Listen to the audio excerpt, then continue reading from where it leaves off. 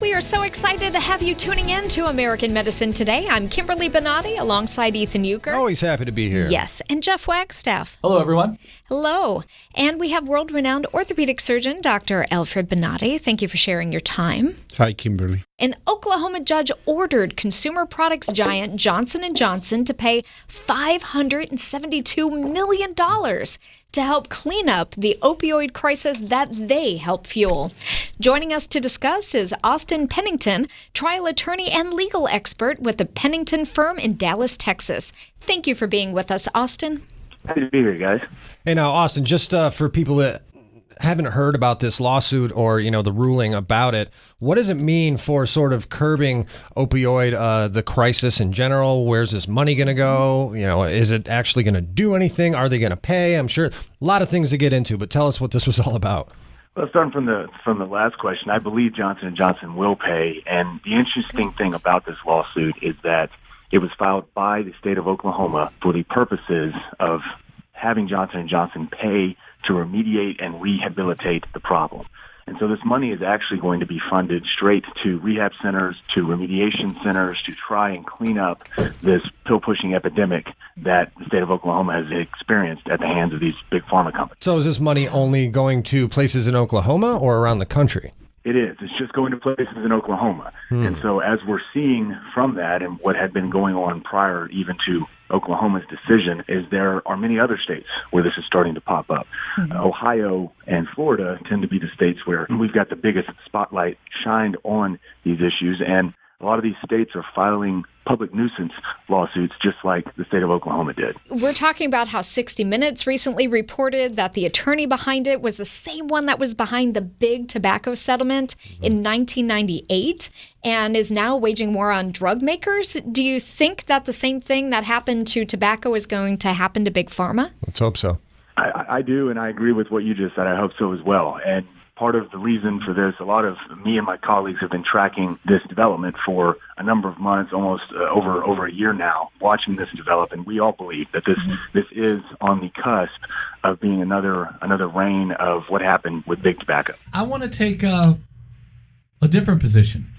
Johnson & Johnson may have been behind manufacturing these drugs, but they never prescribed them. They never abuse them. They never overuse them. So I think there's some responsibility within the community as well. I disagree with that. Let me tell you why.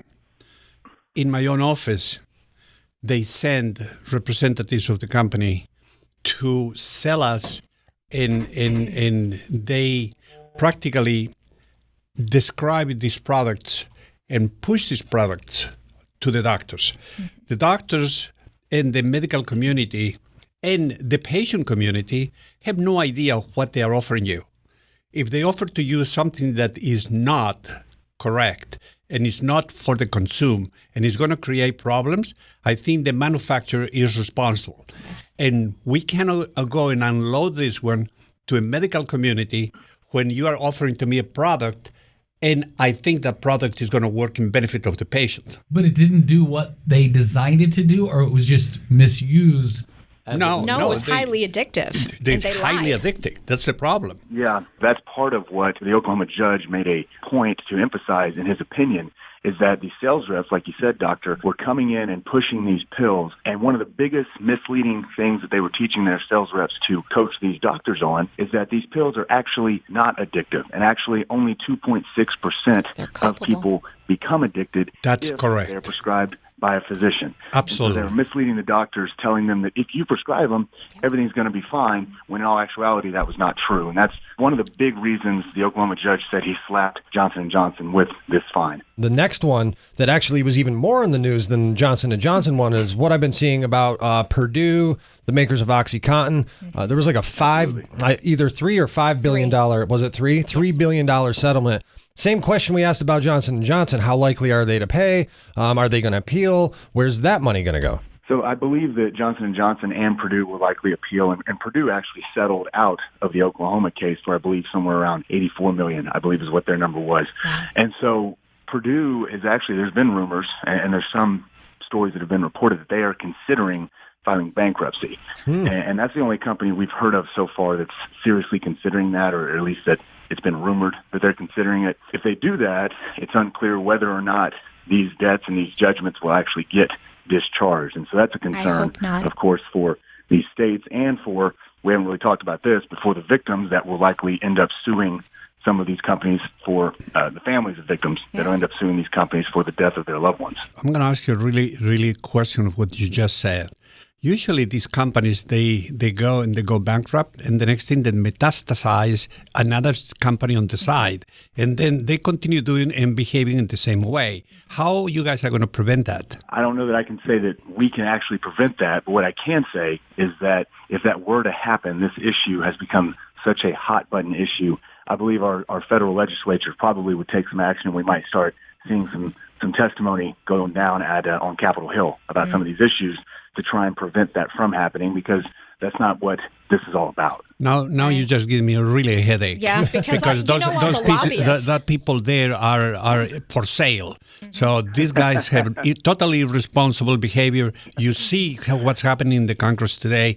These people are irresponsible, man. So if you are going to rely on that one, you are smoking dope. Opioids. Well, Opioids, yeah. Thank you so much for the important topic of discussion about the opioid crisis and really holding these pharmaceutical companies accountable for what they've been doing to the people, their innocent victims. Austin Pennington, trial attorney and legal expert with Pennington Law Firm in Dallas, Texas. Thank you for discussing such an important topic. Thanks, Austin. Thanks, guys. Look forward to being on again later. You got it. Have a good one. Bye-bye. Yeah.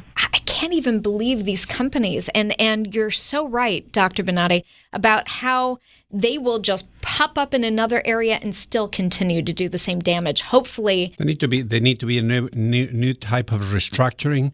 Anyone on those boards, anybody on that type, anybody who has benefits, should be restricted totally to participate in any earnings of these things again. well, hopefully our elected officials are paying attention so that they don't continue to make the same mistake. Thank you for watching American Medicine Today.